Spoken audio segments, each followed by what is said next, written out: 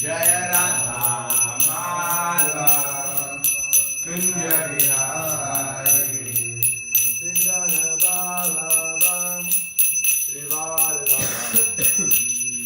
Gopijana Balava Girivaradhari Gopijana Balava Girivaradhari Jaya Gopijana Balava Girivaradhari Yashodanandan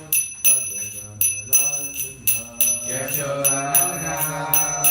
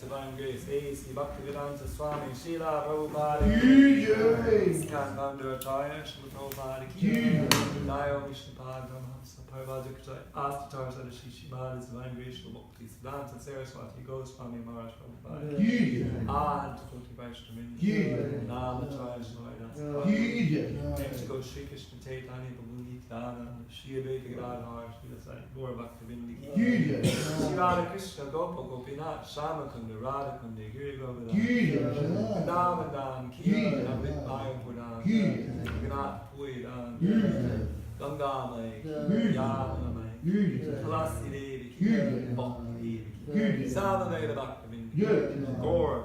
Oh, glorious December devotees. Oh, glorious December devotees. Oh, glorious December devotees. Glorious to Shishi Guru. Oh, glorious to Prabhupada.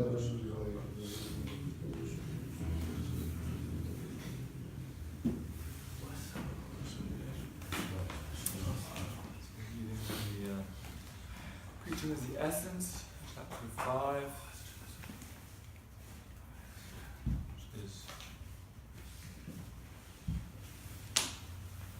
The one who preaches Krishna consciousness is dear to Krishna and is protected by the Lord. Preachers are most pleasing in the eyes of the Lord. Confidential devotees of the Lord are very much dear to the Lord because they travel everywhere to preach the glories of the Lord in different capacities and try their utmost to convert the non-devotees of the Lord into devotees in order to bring them to the platform of sanity. When one becomes a non-devotee or non-believer, it is understood that the person concerned is not in a sound condition of life. Reminds me, one time I was in a laundromat in San Diego, and I was talking to somebody from Peru, and I was mentioning how I was a Hare Krishna monk, and he was saying, in my country, if you don't believe in God, people think you are crazy. Wow. Yeah. That's amazing. Which Peru. Peru. Yeah. And actually all the devotees I know from Peru are really nice people, actually. Yeah, Bhakta Max is from Peru, right? Bhakta Max? Yeah, right. Yeah. And there's many we run into in different places, but yeah, it's so much a part of the culture there, you know, the people. So that's, Prabhupada said that when one becomes a non-devotee, non-believer, it's to be understood that the person concerned is not in a sound condition of life. The confidential devotees of the Lord treat such illusion living beings, and therefore they're most pleasing in the eyes of the Lord. The Lord says in the Bhagavad Gita that no one is dearer to him than one who actually preaches the glories of the Lord to convert the non-believers and non-devotees. That's Śrīmad-Bhāgavatam, Canto 1, Chapter 13, Text 38, purport. And Bhaktivinoda Thakur says that you can understand the greatness of a Vaishnava by how many people he's converted to Vaishnavism. So that's always very humbling for me to meditate upon. I don't think I've converted anybody to Vaishnavism. At least if we give people Prabhupada's books, then there's a chance they can read them and then be inspired. And many people are inspired to distribute books because they remember when somebody sold them a book so many years ago and they took Krishna consciousness seriously. So Bhakta Sasha says that we skipped a paragraph of the... That was about tapasya. Let's see. So the same applies to all kinds of austerities. That's the one we skipped. Okay. Om Bhagavate Vasudevaya. Om Namo Bhagavate Vasudevaya. Om Namo Bhagavate Vasudevaya.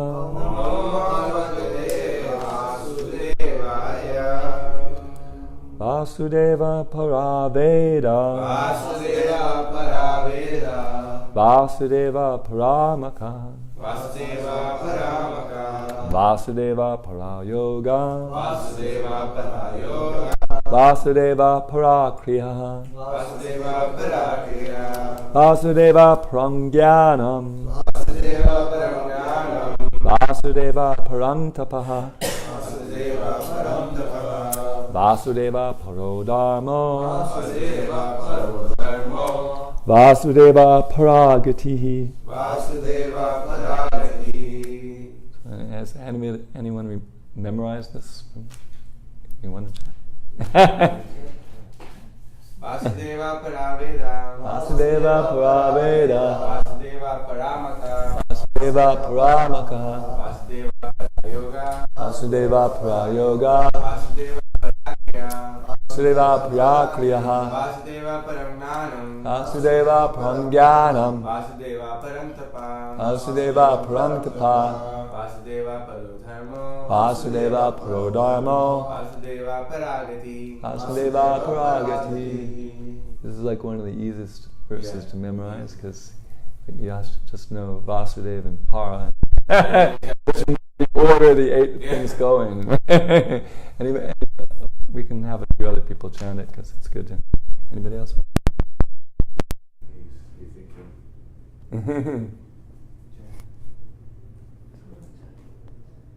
Vasudeva Paraveda. Vasudeva Paraveda. Vasudeva Paramaka. Vasudeva Paramaka. Vasudeva Parayoga Vasudeva Parakriya Vasudeva Parakriya Vasudeva Param Dhyanam Vasudeva Param Dhyanam Vasudeva Param Tapa Vasudeva Param Tapa Vasudeva Paro Dharmo Vasudeva Parodharmo Vasudeva Paragati Vasudeva Paragati. Anybody else? Vasudeva Parakriya Vasudeva Parakriya Vasudeva Paramaka Vasudeva Parayoga Vasudeva Parayoga Vasudeva Parakriya Vasudeva Parakriya Vasudeva Paramdhyanam Vasudeva Param Dhyanam Vasudeva Paramtapaha Vasudeva Param Tapaha Vasudeva Parodharmo Vasudeva Parodharmo Vasudeva Paragatihi Vasudeva Paragatihi Vasudeva Paraveda Vasudeva Paramakaha Vasudeva Parayoga Vasudeva Priyakriyaha Vasudeva Paramdhyanam Vasudeva Parantapaha Vasudeva Parodharmo Vasudeva Paragatihi Vasudeva Paraveda Vasudeva Paramaka Vasudeva Parayoga Vasudeva Parakriya Vasudeva Paramdhyanam Vasudeva Parantapa Vasudeva Parodharmo Vasudeva Paragati Vasudeva Paraveda Vasudeva Paraveda Vasudeva Paramaka Vasudeva Parayoga Vasudeva Parakriya Vasudeva Parakriya Vasudeva Paramdhyanam Vasudeva Paramdhyana Vasudeva Paramtapaha Vasudeva Vasudeva Parodharmo Vasudeva Paragatihi Vasudeva Paragati. Translation. In the revealed scriptures, the ultimate objective of knowledge is Sri Krishna, the personality of Godhead. Purpose of performing sacrifice is to please Him. Yoga is for realizing Him. All fruitive activities are ultimately rewarded by Him only. He is the supreme knowledge, and all severe austerities are performed to know Him. Religion, dharma, is rendering loving service unto Him. He is the supreme goal of life. So, the same applies to all kinds of austerities. So the same, let's see.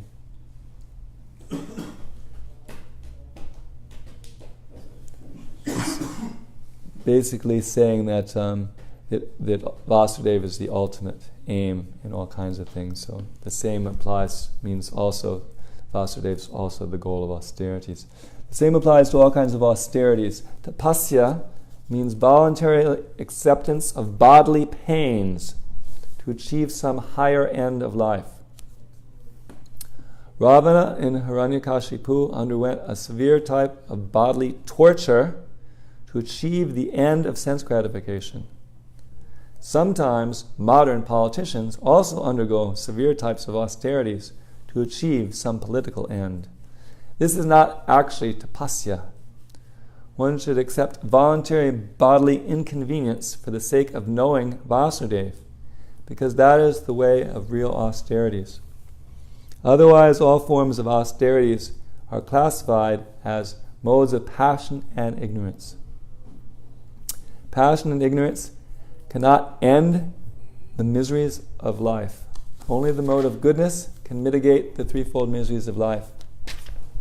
Vasudeva and Devaki, the so-called father and mother of Lord Krishna.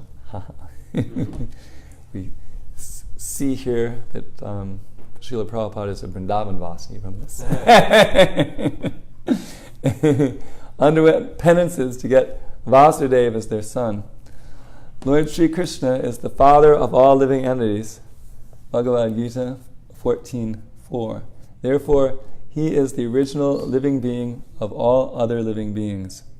He is the original eternal enjoyer amongst all other enjoyers. So Prabhupada would quote that verse. Nityo nityanam chaitanas chaitananam eko bahunam yoga vidari kaman. Of all eternal beings, of all conscious beings, there's one supreme eternal conscious being who is fulfilling the desires of all others. Yeah. So sometimes people claim to be God, right? So you can ask them, are you fulfilling the desires of all others? And it's very hard for them to give evidence that they're actually doing that. You know? And yet another way to bust the bogus incarnations. So therefore no one can be his begetting father, as the ignorant may think. Lord Sri Krishna agreed to become the son of Vasudeva and Devaki upon being pleased with their severe austerities. Therefore, if any austerities have to be done, they must be done to achieve the end of knowledge, Vasudeva. Om Jnana Timirandasya Gyananjana Shalakaya Chakshun Militamyena Tasmai Shri Gurave Namah.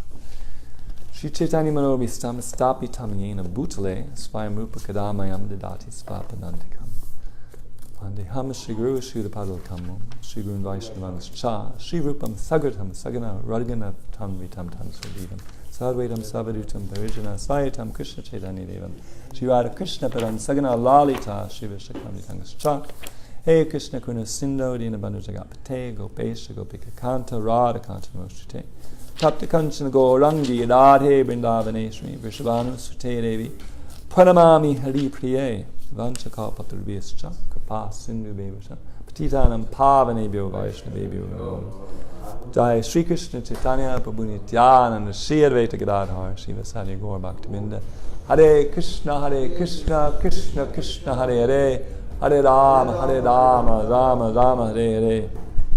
So tapasya is being mentioned here.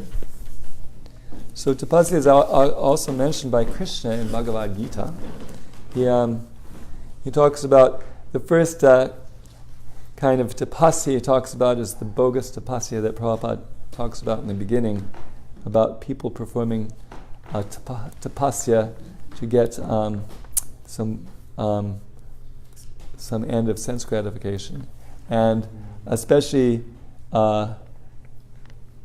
undergoing severe types of bodily torture. That's referred to in Bhagavad Gita 17:5 and 6. Shastra vihitam goram tapyante ye tapo janaha damba hankara samyukta kama raga balanvita karsayanta sharirastam buddha gramam achetasaha mam chaivanta sharirastam tan vidyasura nishchayan. Those who undergo severe austerities and penances not recommended in the scriptures, performing them out of pride and egoism, who are impelled by lust and attachment, who are foolish, and who torture the material elements of the body, as well as the super soul dwelling within, are to be known as demons. So, very beautiful description. So make sure you don't do those kinds of austerities in the name of advancing in devotional service. It says torture the super soul. Mm-hmm. It said torture the super soul. Yeah. So Krishna doesn't like it? Yeah. Of course, Krishna is completely transcendental, so no material thing can actually physically touch the super soul, or the individual soul for that matter. But he's not pleased. The body is a gift of the Lord meant for self-realization. So when we, it's not actually meant to be tortured. It's meant to be utilized in Krishna's service. It isn't like hunger strikes them. No, there's fasting recommended in the Shastra for those who have a taste for fasting. Yeah. So they can. What's interesting is like sometimes you run into different pockets of devotees who, like cults, who are really into fasting on Ekadashi. But what's interesting is that Śrīla Prabhupada didn't fast completely on Ekadashi, and even the most fired up Naistika Brahmachari, Bhaktisiddhanta Saraswati Thakur, he didn't fast on Ekadashi. He would have some fruit in the afternoon, and he would have some milk in the evening. As I think I recall, I think I read that in your Guru's book, right? Yeah. So they were not even following the most recent acharyas by fasting completely on Ekadashi, because they were more interested that we go out on Harinam and book distribution than. And there's one really interesting pastime. It's like Tamal Krishna Goswami is talking about how that some people, they're really fired up and they fast all day and then they stay up all night, chanting the glories of the Lord. And then Tamal Krishna Goswami says, well that sounds like that would make it difficult for our preaching work if we did that. And Prabhupada said, "Oh, that's not for the preachers. That's just for the people sitting around the temple." It's something like that. You can look it up, but it's like so striking, So it really reveals Prabhupada's mood, So at any rate, so continuing on the theme of austerity, later on, Krishna has more to say about tapasya in this chapter. In fact, he says quite a lot about it. In this Divisions of Faith chapter, there's at least 5 verses about tapasya. 3 verses about tapasya in the mode of goodness. Devadvija gura pragya pujanam socham arjavam brahmacharyam ahingsam cha shariram tapa uchate. So these are recommended by Krishna, the ones in the mode of goodness. Austerity of the body consists in worship of the Supreme Lord, Deva, the Brahmanas, Dvija, the spiritual master, Guru, and Pragya, superiors like the father and mother. And in cleanliness, simplicity, celibacy, and non-violence. So if you feel impelled to perform austerity, those are some good austerities. Then he continues, Anuvega karam bhakyam, that's 17:14, this is 17:15. Satyam priya hitam chayat, svajaya bhyasanam chaila, vanmayam tapa uchate. Austerity of speech consists in speaking words that are truthful, pleasing, beneficial, and not agitating to others. And also in regularly reciting Vedic literature. So this is something that we can work on. Before we open our mouth to say something, we can consider, is my speech, is it truthful? Is it pleasing? Is it beneficial? Is somebody actually going to benefit from what I'm saying now, or is I'm just shooting off my mouth for no reason? And not agitating to others. Is somebody going to be displeased if I say this? And also in regularly reciting the Vedic literature. So I remember one time I would, before I finished reading the Bhagavatam, I would read it as I was going through it. I would read it after breakfast for 1 hour from 9 to 10. Before I did my work for Sadhaputa, I would read the Bhagavatam out loud. It was just really powerful hearing the Bhagavatam out loud for an hour every day. It was like... The translation purports everything out loud. Yeah, I probably didn't do the word for word, but at least the translations and the purports. I'm not sure if I read the Sanskrit or not, but yeah, it was just powerful to hear it. And an interesting thing is, like the sages, they always speak so respectfully to each other. And if you actually practice reading the Bhagavatam, you'll actually feel inclined to speak, respectfully toward people. As a side effect, which is always useful. So, continuing, then 16. Mana prasada somyatvam monam atma vinigraha bhava sangshade itye tat tapo manasam uchate. And satisfaction, simplicity, gravity, self-control, and purification of one's existence are austerities of the mind. So satisfaction. So if we actually have some food to eat, we have a place to stay, we have some clothes to wear, we have some service to perform for Krishna, we should be satisfied. We shouldn't have like a whole list of things that we're dissatisfied about. You know, that's because we have, you know, what we need for our body and we have what we need for our soul. So, Jai, Hare Krishna. So, people who are not in the mode of goodness, they have a whole list of things that they're dissatisfied about. But the people in the mode of goodness, they're satisfied to have just what they need to keep body and soul together. Actually, there's a verse in chapter 4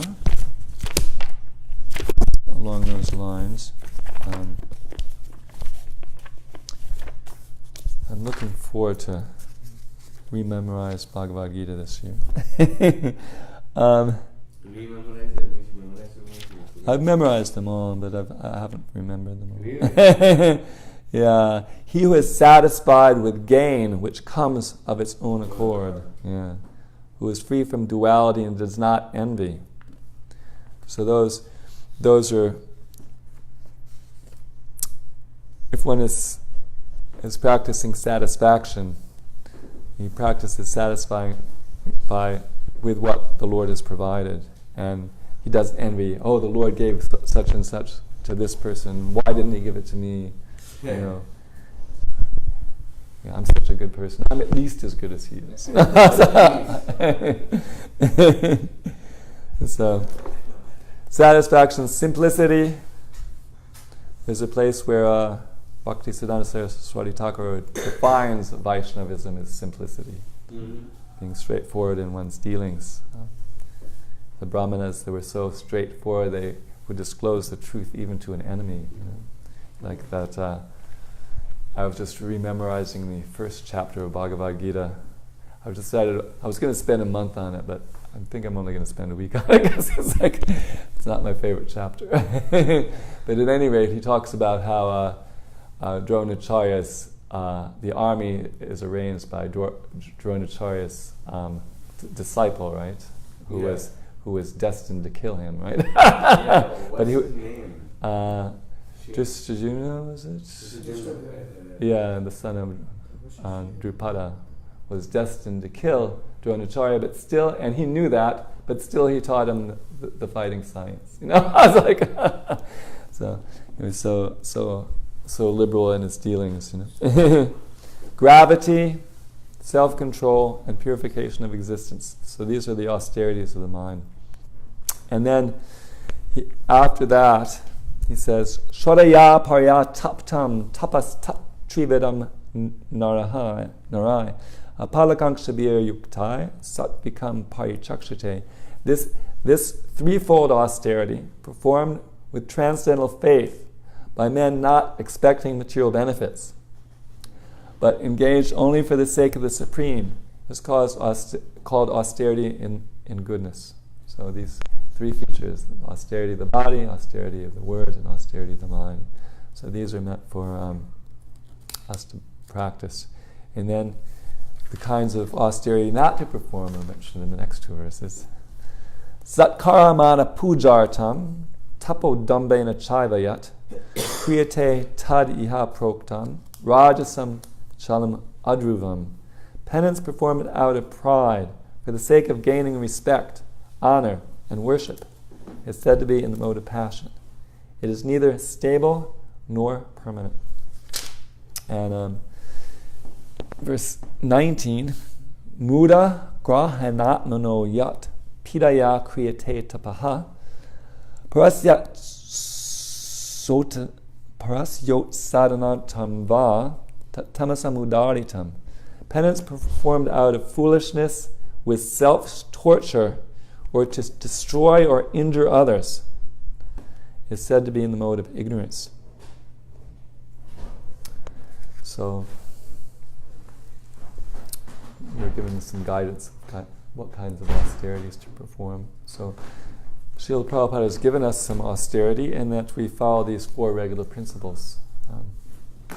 And there's like one purport in the 4th canto, when it talks about how Dhruva Maharaj, he would eat every 6th day and breathe every 12th day, and it gradually reduce everything to practically nil, And Prabhupada writes in the purport that we can't be expected to perform those kinds of austerities, but we should have the same determination as Dhruva did to perform all our austerities of giving up the 4 sinful acts of meat eating, illicit sex, intoxication, and gambling, and doing the one thing that we're recommended to do, the chanting of 16 rounds of Hare Krishna.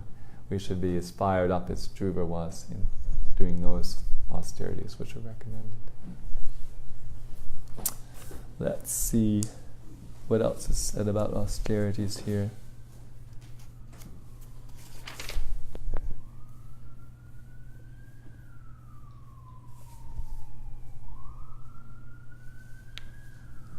It was interesting then when Ranjana Swami was here, he was saying that he was talking about the marathons that they used to do in his day, and how they would fast on Saturday so that they would have more time to do book distribution.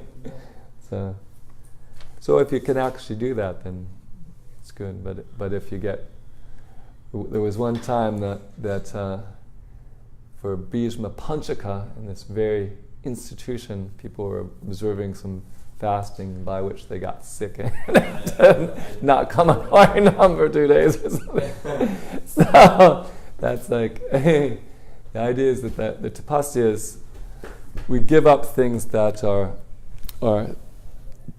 decreasing our service so we can do more service. But if in the name of tapasya we actually render less service, then I remember one time I thought for Kadashi, I'm going to be really renounced, I'm just going to eat fruit, But all the time it took for me to buy the fruit, wash the fruit, offer the fruit, I could have just gone to the temple and had, half a plate of whatever they're serving out as austerity instead of a whole plate, And I would have saved a lot. I would have more time to chant Hare Krishna and do what my service was, So that didn't last too long. No, that was in Mayapur, where the fruit is relatively cheap, but to speak of the West, where if you're just going to eat fruit, you're going to spend a lot more money on it. So I realized that wasn't a very smart thing to do. If I wanted to actually have more time to hear and chant about Krishna, better to eat a little bit of whatever the devotees are serving out, and then have more time to chant. So let's see what else is said here. Yeah, so the other principle is, of course, that Bhoktayam Yagyatapasam Sarva Lokam Sridam Sarva Bhutanam. What is it? Yadgatva Shantam Richtati. That Lord Krishna is the beneficiary of all sacrifices, and that's the key point. That as souls, we're part and parcel of Krishna, and we're supposed to be acting for Krishna's pleasure, and that's. Distinguishes liberated souls from the conditioned souls. Liberated souls think, I'm part of the Supreme Lord, therefore I should act for the pleasure of the Supreme Lord. And the conditioned souls think, I am my body, and I should satisfy the senses of the body. It's completely different consciousness. I thought I'd bring one of my verses that I like to share. This is my last day. It talks about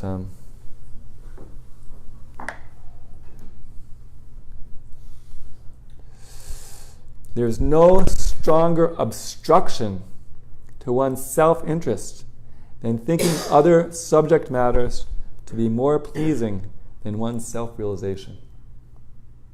So the idea is the human form of life is simply meant for self-realization. So if we're interested in other things, we find other things more interesting than that, then basically we're in deep trouble. And how we get in deep trouble is explained in the previous 2 verses. When one's mind and senses are attracted to sense objects for enjoyment, the mind becomes agitated. As a result of continually thinking of sense objects, one's real consciousness almost becomes lost, like the water in a lake that is gradually sucked up by the big grass straws on its bank. When one deviates from his original consciousness, he loses the capacity to remember his previous position or recognize his present one. When remembrance is lost, all knowledge acquired is based on a false foundation. When this occurs, learned scholars consider that the soul is lost. So the idea is that right now we're remembering that we're souls and that the human form of life is meant for self-realization, but not everyone who walks in the door of the Hare Krishna temple and surrenders to Krishna or gets initiated maintains this conception of life. Maintains what in life? Conception of life that I am a soul, I'm the servant of the super soul, I should just serve him. But sometimes we get caught back up in sense gratification again. So this is explaining how that happens. By meditating the objects of the senses, we become so absorbed in this that we actually forget we're a soul and that our real interest is serving the Supreme Soul. And then we actually, at that point, we just, all our mind and intelligence is directed towards sense gratification.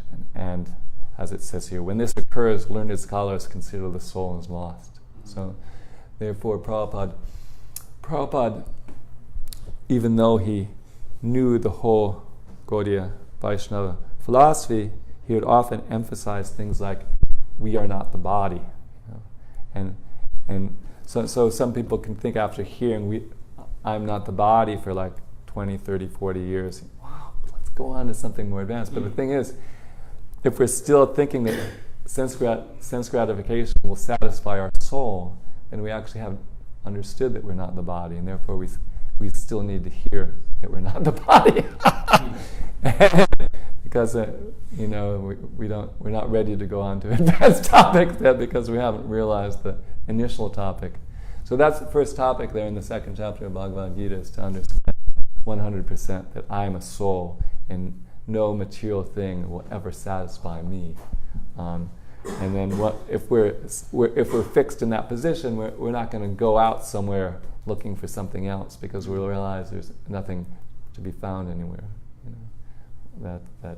That self-realization is what will satisfy the soul, and you won't find any revealed literature that tells more about the soul, more about God, more about their relationship, more about how to attain perfection than this amazing Gaudiya Vaishnava tradition, which Śrīla Prabhupada has kindly translated the main books in and commented upon extensively. You won't find anyone has more knowledge about God, the soul, and self-realization. So it's all here, and therefore Prabhupada wanted us to have classes in the morning and the evening in our temples, so that we remember that the human form of life is meant for self-realization, so we can every day make progress. Because even if you have a long way to go, if you make one step, eventually you get to the destination.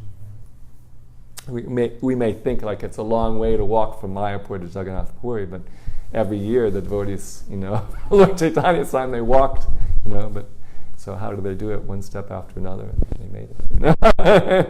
That's true.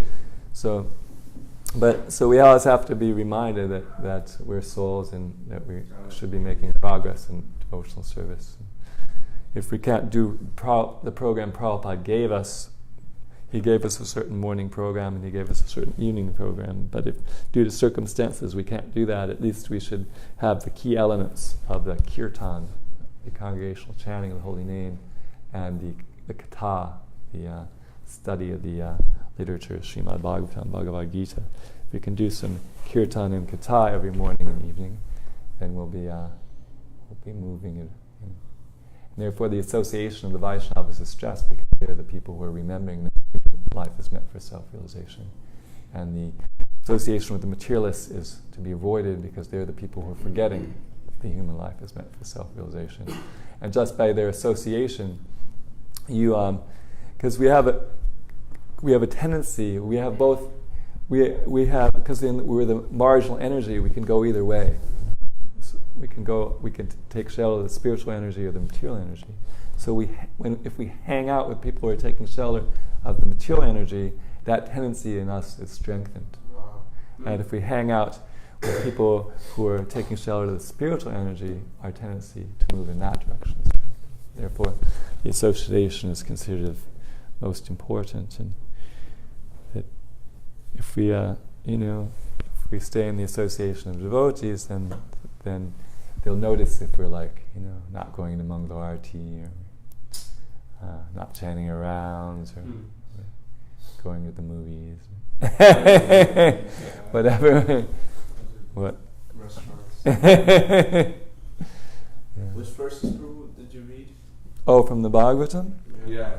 Yeah, that would be 422. My first one I read was 32, and the others were 30 and 31. 422, 32? Yeah, it's the Kumaras. 30 through 32. Right. 30 through 32, yeah, of 22. The Prithu Maharaj is meeting with the four Kumaras. Just another amazing dialogue. Yeah, You forget about, what powerful instructions are given by the different saints in the different parts of the Bhagavatam, but they're really on top of it too.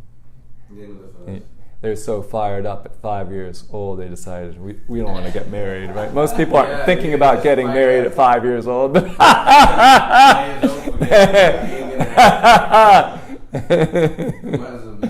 We don't. They planned ahead, So, does anybody have any questions or comments regarding any of these points? Yeah.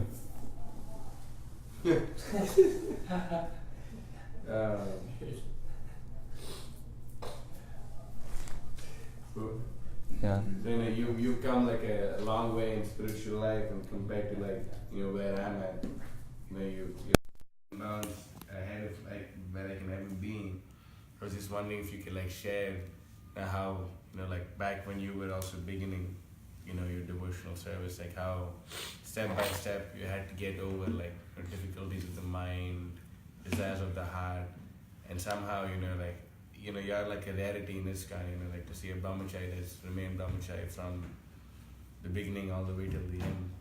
So I was just wondering if you could share with us step by step, how you, the difficulties you underwent and just Well, some people, they actually, like Pushkar's wife, she was telling me, she's a disciple of Prabhupada, Sukada, she was saying that she went to the temple and the devotees taught her how to chant japa, and they said that they chanted 16 rounds a day. So she chanted 16 rounds, and she's been chanting 16 rounds ever since. Wow. So some people are fired up like that. Of course, I think, start out chanting 16 rounds because they invited me to move in the temple, and that was the program, So, but I couldn't maintain that because I found it hard to get enough sleep, and I still do find it hard. But actually, then I went home and lived with my mom for a year, and then I went back to school for half a year, and then I met the devotees at school, and then I moved into the temple. But then I only lasted a certain length of time in that temple also, and then I went back to live with the students. But then I worked with Adikeshwar Prabhu, who had a computer business, and I lived with him, and which was easier than living in a temple because I didn't have to get up quite so early, And then I lived with Sadhapura Prabhu, and then I lived in the San Diego Temple Ashram, and so it wasn't really till from when I met the devotees 79 until 10 years later that I actually lived in the ashram full time and preferred to live in the ashram. Actually, I liked living in the ashram. So it just took you some time. So as Niranjan Swami was saying, that actually not everyone's cut out to live in an ashram. I really liked living in an ashram. It was just that it was sort of austere, But some people, it's too artificial for them. But one of the reasons, there's different verses that inspire me, one is that 5:21. Such a liberated person is not attracted to the material sense pleasure, but is always in trance, enjoying the pleasure within. In this way, the self-realized person enjoys unlimited happiness, for he concentrates on the Supreme. And this other nice set of verses. In the state of perfection called trance or samadhi, one's mind is completely restrained from material mental activities by the practice of yoga. This perfection is characterized by one's ability to see the self by the pure mind and to relish and rejoice in the self. That joyous state, one is situated in boundless transcendental happiness, realized through transcendental sensors. Established thus, one never departs from the truth. Upon getting this, he thinks there's no greater gain. Being situated in such a position, one is never shaken, even in the greatest difficulty. This, indeed, is actual freedom from all miseries arising from material contact. So the fact that there really is a spiritual state of unending, uninterrupted happiness that can be obtained in this life just by completely absorbing oneself in the practice of devotional service has been sort of a motivating factor. Wow. There really is a higher taste, and it can be obtained, and it should be obtained as soon as possible, and we should just dally around with this gratification that we know isn't going to actually satisfy ourselves. So there's different verses like that remind us that like the verse that says that there's three in the Nectar of Devotion describes there's three different kinds of happiness: material happiness, and beyond that's the happiness of Brahmananda, but that's compared to the water contained in a calf's hoofprint compared to the ocean of happiness of devotional service. That we really have so much transcendental pleasure that we can experience, that we're being invited to enter into. We have an eternal relationship with a person that has all good qualities to an unlimited extent. And as we surrender to Krishna, he rewards us. If we give ourselves completely to Krishna, Krishna will give himself completely to us. And there's like nobody else. People try to find happiness by completely devoting themselves to other people, but they just have the wrong person. The right person is the Supreme Person. Like people, they devote themselves to their kids or their wife or their husband, and if they put that much energy into their wife, if they put that much energy into Krishna, then they'd Gopi and Goloka Vrindavan by now or something, For sure. That's what you tell me all this.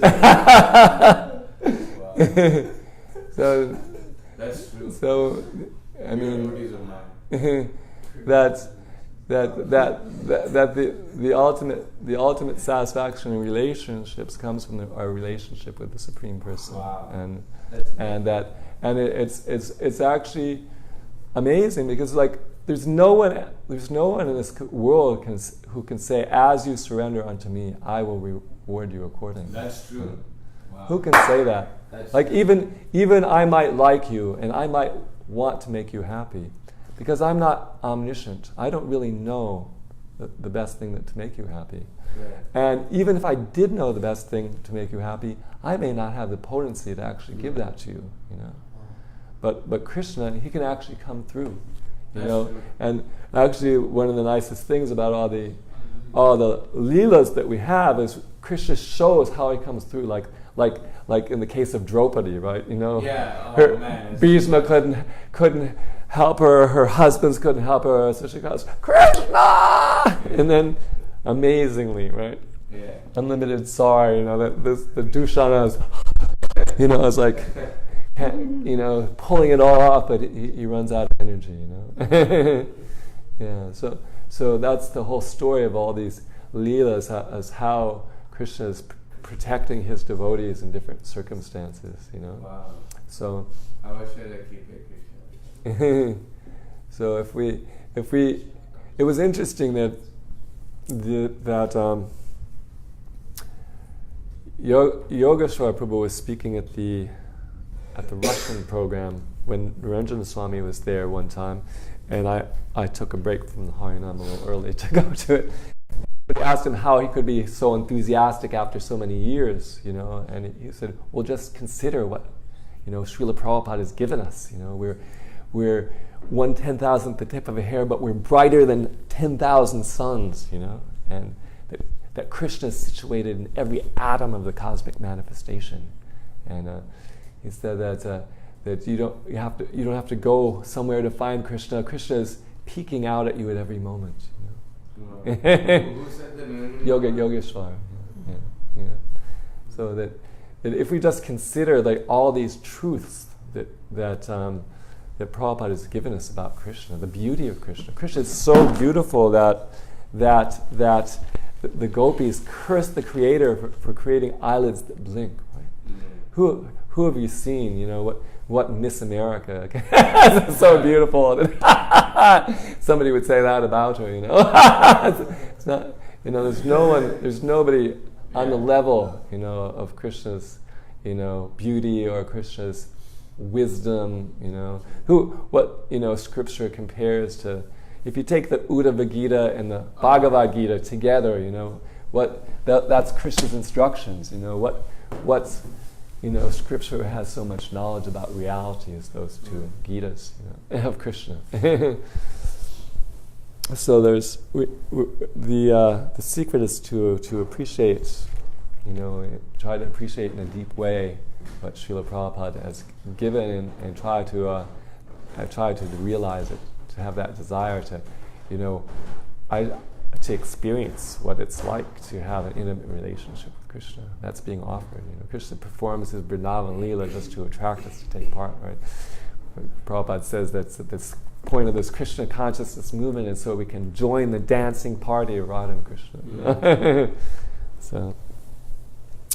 So and otherwise, I always try to chant the japa first thing in the day, like have rounds left at the end of the day is incomprehensible for me. It's like, so what did you do wrong? Where did you space out? What did you think was more important than chanting Hare Krishna that actually wasn't?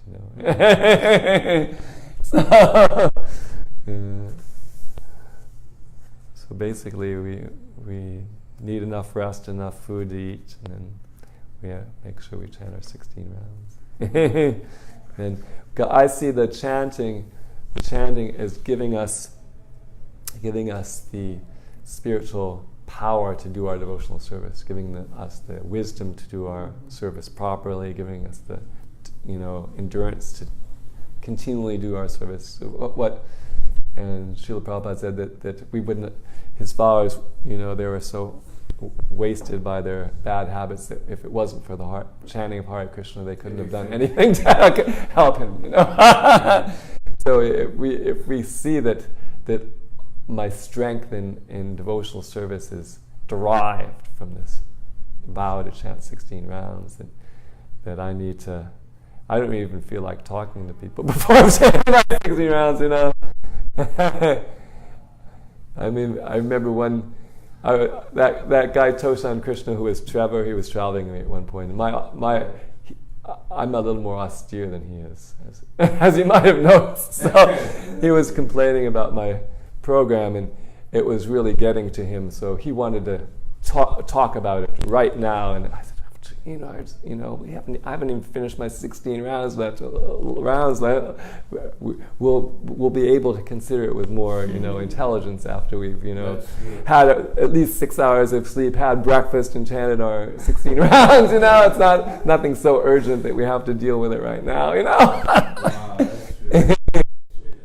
So you shouldn't make important decisions before you've chanted 16 rounds. Wow. And had sufficient rest and had breakfast. That's absolutely that's the philosophy. And if you're gonna change your situation in life, if you're gonna change your ashram or your location or your service, you should consult with the senior devotees, and take what they say seriously. If several people say that I don't think it's a good thing, you shouldn't, due to attachment, do it anyway, because it'll have a bad result, because because in the beginning Krishna doesn't speak to us directly so much, but he speaks through his agents. So if several agents say, "I don't think that would be good for you," then it's better to go with what they say. And you should at least be some senior devotee who is very supportive of what you're trying to do, for you to do it. And better several, because people think I'm this really an independent guy who travels all over the world doing whatever they want. But actually, as we were reminded recently, I'm here because Niranjana Swami said, you like Harinam, Ram Roy likes Harinam, why don't you stay here and help him out? So I try to work with, the Ram Roy while I'm here and, not do so many independent things, just be part of the program. And then when I'm in Florida, I preach at University of South Florida and Florida State University under the direction of Śrīla Prabhu, who's a disciple of Prabhupada, and Jacksonville and Gainesville under the direction of Kalakanta Prabhu.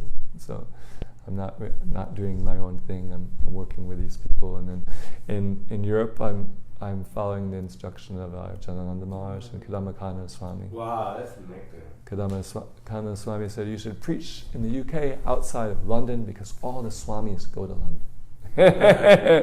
And while doing that, I met Janananda Maharaj in Newcastle, and he said, you should make Newcastle your base. And I said, it's too cold to make Newcastle my base, but I'll come in the summer.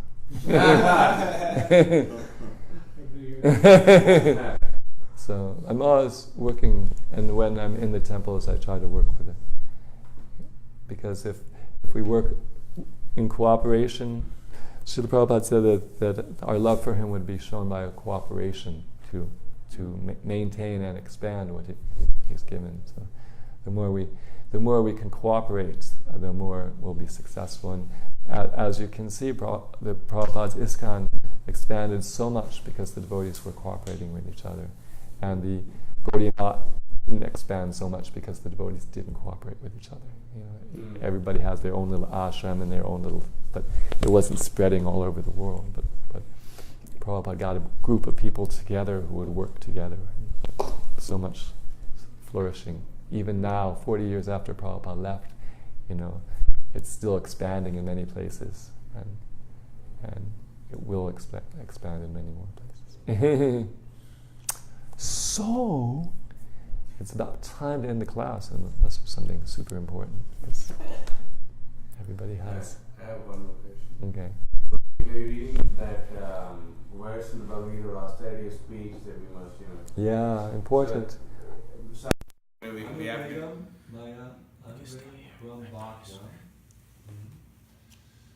That's not agitating the others. It's interesting, the first thing Krishna says is it shouldn't be agitating the others. If you go by the order. In the translation, Prabhupada wrote it differently, or whoever translated on his behalf, whether it was Haigriva or whatever. But the first thing, Anvegam Karambhakim, shouldn't be agitating. Satyam, Priya Hita. Satya should be truthful, Priya, pleasing, and Hita, beneficial. Please. So, and you also said you're reciting the scriptures.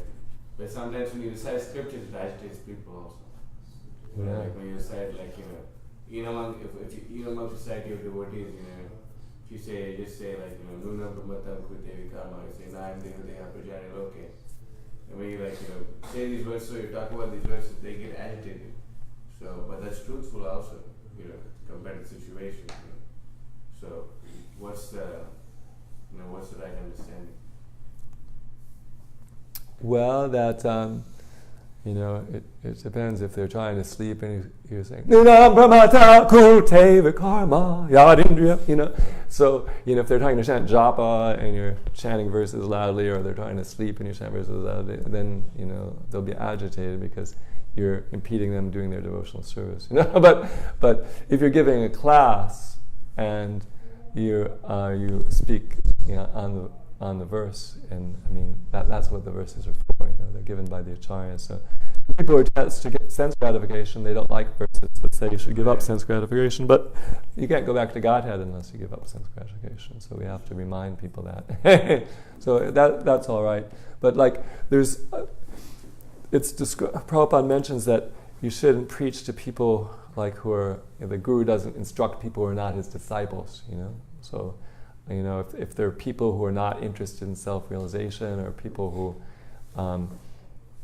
you shouldn't go out of your way to say things that will agitate their minds. But, and because we're non-envious, you shouldn't say, something that will agitate people's minds just because you want to agitate people's minds, like, because part of it's being beneficial. We want to benefit the people, so if you say if you say something, one time it was really interesting. There's that verse about happiness below the passion, right? So yeah, right. So in the purport, right, Prabhupada talks about boy and girl meet, and it describes their whole relationship, and how in the beginning it's like nectar, and in the end it becomes poison. So I was doing a class on how devotional happiness was superior to happiness in the modes, in Prague, Czech Republic, and I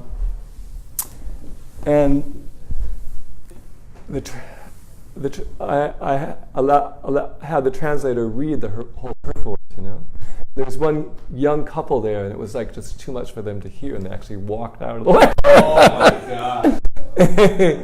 So crazy. The thing is, we have to be careful that we don't want to present the philosophy in a way that they'll walk out and never hear it again. That was their last chance. But we want to present it in such a way that they'll come back and hear more. So it's a whole art to presenting it. But like Prabhupada, he didn't really focus on, that you have to give up intoxication and illicit sex when he was preaching to the hippies, I mean, if it came out in the verse or at certain times, he would mention, and he wouldn't, minimize it, but it wasn't a big thing that he was always saying, because then the people would have been so discouraged, but he was focusing on chanting and coming to the classes, right? He told that he was, yeah, right. Come to my classes, everything will become clear. So it takes an art to present it in such a way that people can assimilate it. And if we know certain people won't be able to assimilate it, then we can present it in a way that they keep coming, and not that they go away, and that's the last they have to do with the Hare Krishna this life, because it's better that they come back, So, but that's the philosophy, and it's important that we explain. Like it's easy to say that illicit sex is bad, but if you explain why illicit sex is bad, how that this material body is subject to the threefold miseries and the fourfold miseries. So whatever you do to increase your attachment to the body, you're increasing your suffering. And one of the biggest things that increases one's attachment to the body is sex life. So although you think you're increasing your enjoyment, because you're increasing your attachment to your body, which is destined to experience these 7 miseries, actually you're increasing your suffering. and so, it can be presented, you can present things in a truthful way so people think about it a little deeper, rather than there's people who are fanatics who present things in a fanatical way, but you can present it in an intellectual way so people understand. That's like, there were a lot of people who knew certain things were sinful, but Prabhupada explained why they were sinful, how, why intoxication is bad, because we're trying to understand God, and to try to understand anything when you're intoxicated is difficult, as we know when we try to explain to somebody who's intoxicated to people the simplest things. So it's a balance. We have to balance the truthful and the not agitating and beneficial, basically. So people come back and hear more. But we don't want to compromise the philosophy. We don't want people to think that they can engage in sense enjoyment and attain the kingdom of God. That at a certain point, they have to give it up. So we focus generally on encouraging people to engage in devotional service, because the more time they spend engaged in devotional service, the less time they spend engaged in sense gratification. And Prabhupada, one thing I did want to mention is that Prabhupada says that in the CC and also in the Nectar of Devotion, that there's 9 different items of devotional service, and we should try to develop an attachment to at least one of these that is so strong that we can completely absorb our mind in it. And then we don't have to worry about sense gratification because we have a higher experience, you know.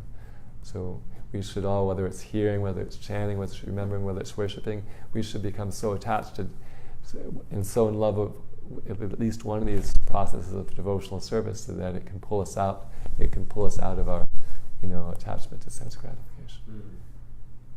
It's like my friend who chanted the round of japa and smoked the cigarette, and chanted the round of japa and smoked the cigarette, and finally ended up throwing away the cigarettes and just chanting the japa. I told you about him, didn't I? Never. Oh, really? Because I guess maybe my other lectures, like 26. Yeah, he was becoming a devotee, and from the books he realized that these were incompatible, the smoking and the chanting. So he decided, well, you know, one of them will win out, you know. So I was chant around, I smoke a cigarette, chant around, and you know, either the chanting will win or the cigarettes will win, you know. And the most amazing thing about him is he's actually more fired up about Harinam than me. Who is he? His name's Ananta Nitai.